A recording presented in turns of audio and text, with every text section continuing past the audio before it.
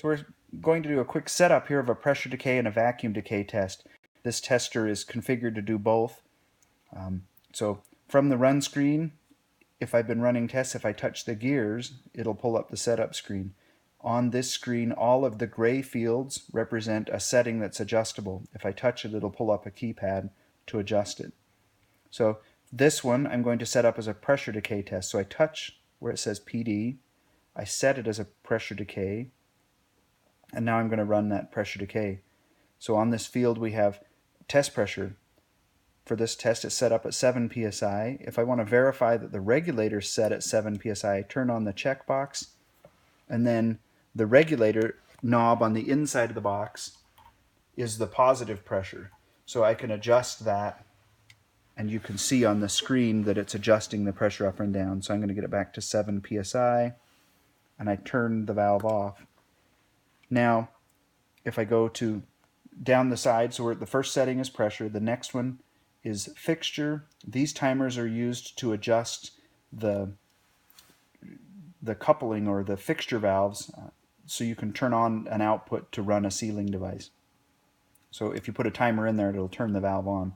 Settings allows you to see all of the timers for the test: fill, settle, test, and how much decay is allowed.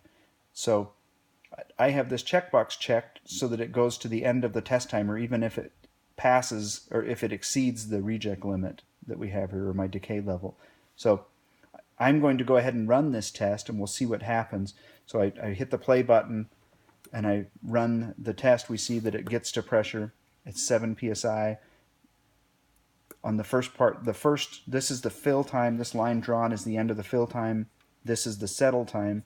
During the fill and settle, the scale of the screen is the bottom. The middle is the test pressure. The bottom is the test pressure minus the tolerance, test pressure plus the tolerance. At the end of the settle time, the screen changes scale. The top of the screen is the reading at the beginning of the test, and the bottom is your reject limit. So if during the test at any point it crosses the bottom line, it crosses during the fill, you're going to get a low pressure. If it crosses during the settle, you're going to get a gross leak, and if it crosses the bottom of the screen during the test, you're going to get a leak. Those are the failure modes. So we can run a few tests. The dotted line is the previous test, so you can see how parts repeat themselves. So if I put my thumb on the test port, I can see something with more, well, I have a leak-tight thumb. If I let out my thumb a little bit, I'm going to see more decay.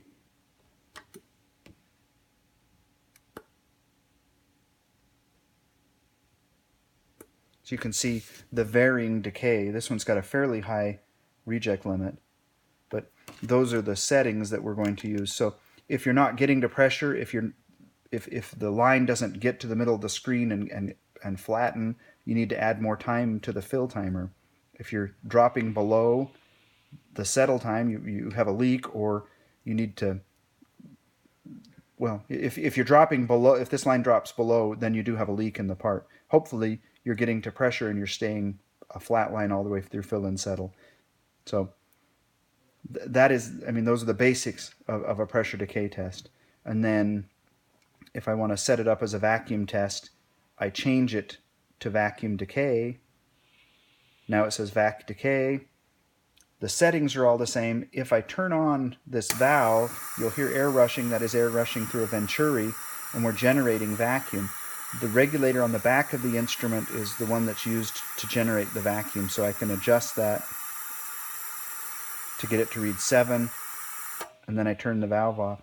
I'm just going to run that same test with those same timers. Now I hear it gets to pressure.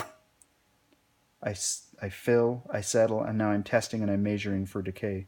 So the setup between pressure decay and vacuum decay are very similar to each other. The only difference would be the regulators.